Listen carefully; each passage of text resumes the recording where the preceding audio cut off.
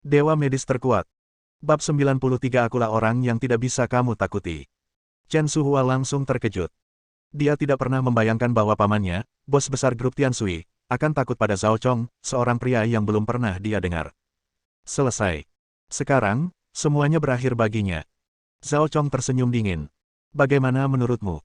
Bajingan kecil, sekarang, haruskah kau berlutut atau haruskah aku berlutut? Begitu kata-kata itu keluar, Chen Suhua tidak dapat menahan diri untuk tidak berlutut dan bersujud berulang kali. Dia tidak bodoh. Dia bisa mendengar ketakutan dalam kata-kata pamannya. Dia juga tahu dengan jelas apa yang akan terjadi padanya jika dia tidak membuat orang lain bahagia saat ini. Saudara Chong, ampuni aku, Saudara Chong, ampuni aku. Aku salah, aku salah. Aku seharusnya tidak bersikap sok di hadapanmu. Pada saat ini, Ling Ling dan yang lainnya semuanya tercengang. Di mata mereka, Chen Suhua, yang hampir tak terjangkau, benar-benar berlutut dan bersujud tanda menyerah. Mungkin, latar belakang Zhao Chong ini sungguh luar biasa. Zhao Chong mencibir. Apa? Aku datang ke sini secara langsung, dan kau hanya bersujud 2 kali dan membiarkannya begitu saja. Setelah berkata demikian, Chen Suhua segera mulai menamparkan dirinya sendiri dengan liar. Saudara Chong, tenanglah. Saudara Chong, tenanglah. Dia sudah sangat malu, tetapi dia tidak ingin menyelamatkan mukanya lagi. Sekarang, selama saya dapat bertahan hidup, ini lebih baik daripada apapun. Namun, Zhao Chong jelas tidak akan membiarkannya pergi. Ketika dia datang tadi, dia telah memperhatikan bahwa gadis-gadis di meja itu semuanya cantik, dan di antara mereka, Yu Wanting adalah yang paling feminin. Penampilannya sebanding dengan bintang kecil. Jika aku bisa berciuman dengannya, aku akan menghasilkan banyak uang. Memikirkan hal itu, dia mendengus lagi. Lagi pula, aku datang ke sini secara langsung. Aku terlalu malas untuk membuang waktu berbicara denganmu. Aku akan meminta rekan-rekan wanitamu untuk keluar dan minum bersamaku. Masalah hari ini selesai. Kalau tidak, percaya atau tidak, aku akan membunuhmu. Tubuh Chen Suhua langsung gemetar. Tidak, tidak, Saudara Chong, jika kamu membawa mereka pergi hari ini, bagaimana aku bisa bertahan hidup di Jiangbe di masa depan? Bukannya dia benar-benar merasa kasihan terhadap wanita-wanita itu, tetapi dia benar-benar khawatir jika Zhao Chong membawa mereka pergi, reputasinya akan hancur total. Wanita mana yang berani bersamaku? Namun, Zhao Chong jelas terlalu malas untuk memperhatikannya. Dasar brengsek. Hari ini aku ingin mereka minum bersamaku, tidak peduli apa kata orang. Sebaiknya kau tunjukkan akal sehatmu, atau jangan salahkan aku karena bersikap kasar. Wajah Yu Wanting dan yang lainnya langsung berubah drastis. Kenapa kamu ingin kami minum bersamamu? Kami bahkan tidak mengenalmu. Zhao Chong terkekeh. Gadis cantik kecilmu cukup keras kepala, iya. Di Jiangbe, wanita manapun yang bisa menemaniku minum adalah berkah dari leluhurku. Beranikah kau untuk tidak setuju? Ling Ling juga berkata dengan keras kepala. Benar sekali. Kami tidak mau minum denganmu. Orang yang memukul adikmu adalah Chen Suhua, bukan kami. Itu tidak ada hubungannya dengan kami. Setelah mengatakan itu, dia menarik Yu Wanting dan berteriak kepada yang lain. Ayo kita pergi dan abaikan dia. Zhao Chong menoleh, dan beberapa anak buahnya segera maju dan membuka tangan mereka untuk menghentikan mereka. Berhenti. Kakak kita Chong tidak membiarkanmu pergi, siapa yang menyuruhmu pergi? Benar sekali. Jika Saudara Chong tidak mengizinkan kita pergi, tidak ada orang lain yang bisa pergi. Ling Ling berteriak dengan marah. Minggir. Kalau tidak, kami akan memanggil polisi. Wajah Zhao Chong berubah dingin dan dia melangkah maju. Apa yang baru saja kamu katakan? Ling Ling jelas-jelas tidak menyadari kemarahan pihak lain. Dia membusungkan dadanya dan berkata dengan percaya diri. Kalau kamu tidak minggir, kami akan panggil polisi. Begitu dia selesai berbicara, Zhao Chong mengayunkan tangannya dan menamparkan Ling Ling, membuatnya terpental. Separuh wajahnya bengkak. Bertahan. Yu Wanting, Chen Guor dan beberapa gadis lainnya segera mendatanginya. Tetapi separuh wajah Ling Ling bengkak dan merah, dengan darah mengalir dari sudut mulutnya. Dia begitu takutnya sehingga dia tidak tahu harus berbuat apa dan hanya bisa menangis pelan-pelan.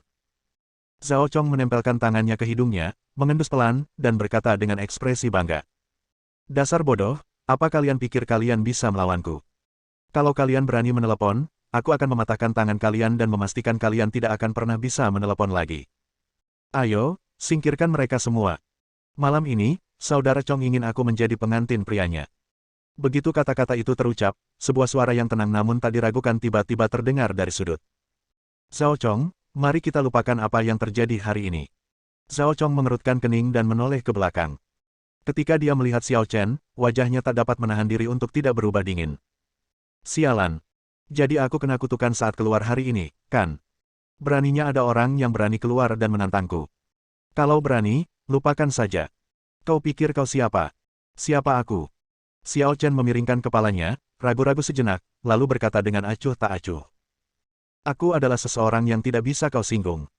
Setelah suasana hening selama 3 detik, seluruh restoran tiba-tiba tertawa terbahak-bahak. Puff. Hahaha. Kau dengar itu? Hah. Anak ini benar-benar mengatakan bahwa dia adalah seseorang yang tidak boleh aku ganggu. Apakah anak ini gila? Saat sedang tertawa, Zhao Chong memukul meja dengan keras menggunakan tangannya, sehingga menimbulkan suara ledakan keras. 2 botol anggur di pinggir pun terguncang dan jatuh ke tanah, pecah berkeping-keping dengan keras.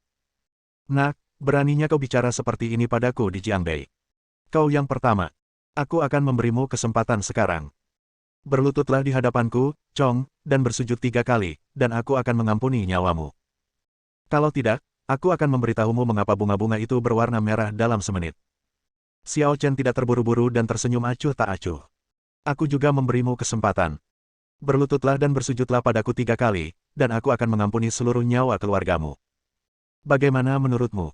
Apakah kamu mencari kematian? Zhao Chong tidak tahan lagi dan menendang meja. Meja itu terbang ke arah Xiao Chen dan hendak mengenai Xiao Chen dan putrinya. Tiba-tiba sebuah kekuatan dahsyat muncul dari hadapan Xiao Chen, bagaikan ombak yang mengamuk, seketika menenggelamkan permukaan meja dan menghancurkannya menjadi debu. Ledakan. Dengan suara ledakan keras dan hembusan udara, Zhao Chong sudah terlempar mundur hidup-hidup. Ledakan. Dia membanting dinding dengan keras dan menatap Xiao Chen dengan ketakutan di matanya. Siapa kamu? Xiao Chen mengangkat jari kakinya dengan ringan, dan sebuah pisau meja diambil di tangannya. Setelah mengayunkan pisaunya dengan cekatan, Xiao Chen berkata dengan acuh tak acuh. Kamu bahkan tidak mengenalku, yang berarti identitasmu serendah semut. Kalau begitu, kamu tentu tidak berhak mengetahui identitasku. Bab 94 Dia adalah Tuan Xiao. Mendengar nada bicara Xiao Chen yang amat dingin, Zhao Chong mulai gemetar sekujur tubuhnya. Jangan lakukan hal bodoh. Aku katakan padamu, aku kenal banyak orang di Jiangbei. Siapapun dari mereka adalah tokoh penting. Jika kau tidak ingin mati, jangan ganggu aku. Jika tidak, aku akan memastikan kau mati tanpa tempat pemakaman. Bising. Xiao Chen sudah berjalan perlahan ke arah Zhao Chong, dan Zhao Chong begitu ketakutan hingga wajahnya menjadi sepucat lilin.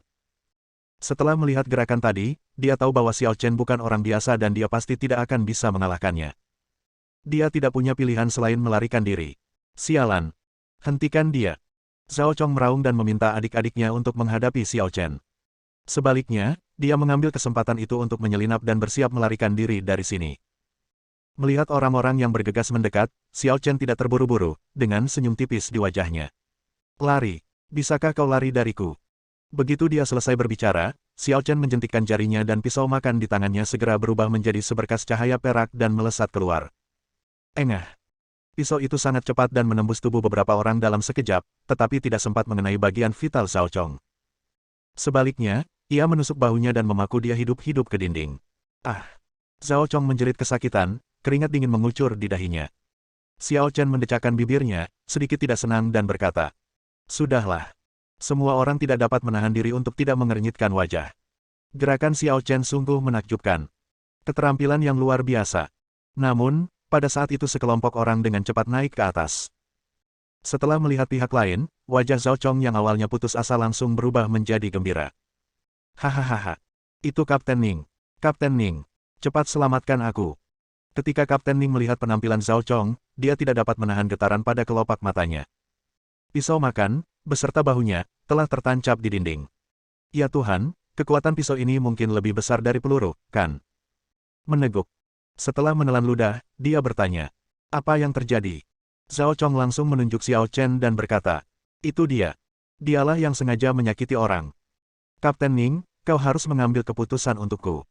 Aku bahkan tidak menyentuhnya. Dialah yang maju untuk membuat masalah bagiku."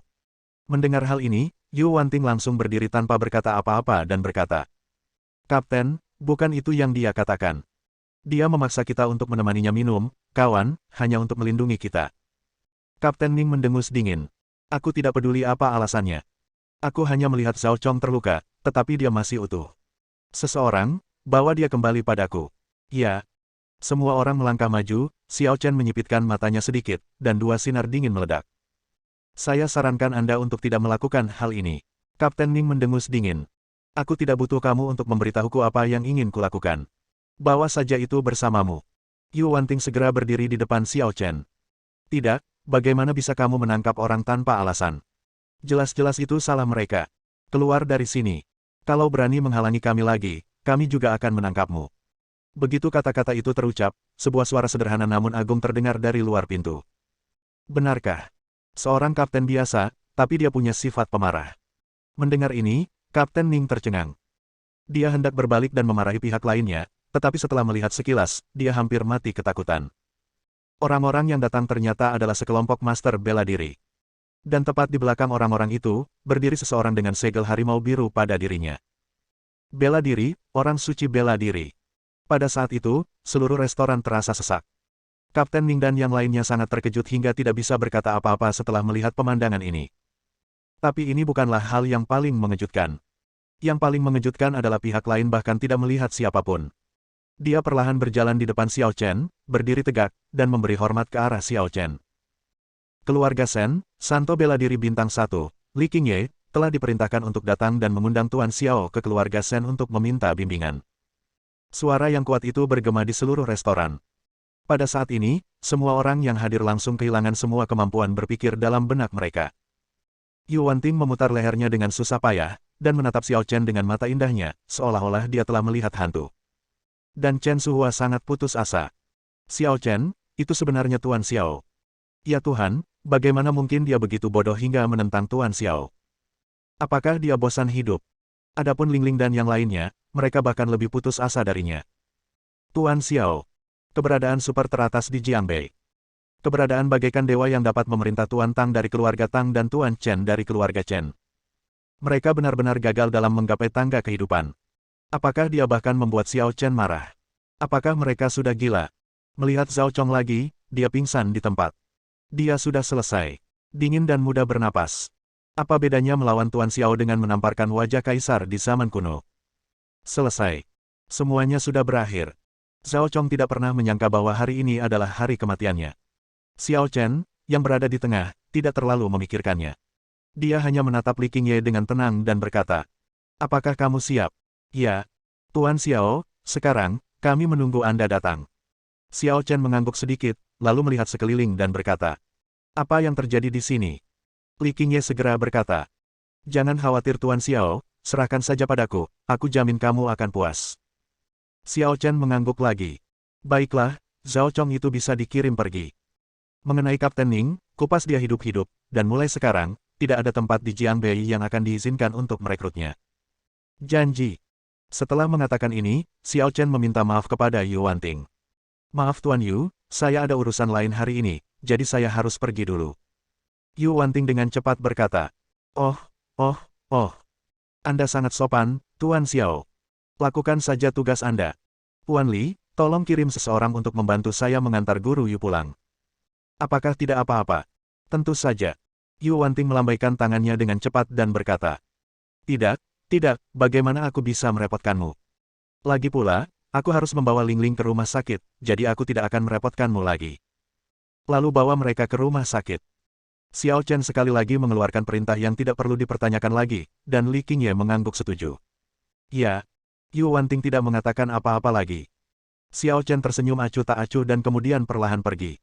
Xiao Zi masih melambaikan tangan kecilnya sambil memegang kaki ayam. "Sampai jumpa besok, Guru Yu." "Sampai besok." Yu Wanting memaksakan senyum dan melambaikan tangan kepada Xiao Zi. Pada saat ini, dia tiba-tiba menyadari bahwa kunjungan rumahnya sama sekali tidak ada artinya. Dengan kekuatan Xiao Chen, Xiao Zi sepenuhnya memenuhi syarat untuk menjalani kehidupan yang sepi dan membanggakan. Saya khawatir tidak banyak orang di dunia ini yang bisa mengatakan hal buruk tentangnya, bukan? Lucunya adalah saya bahkan harus mengunjungi rumahnya. Bersambung.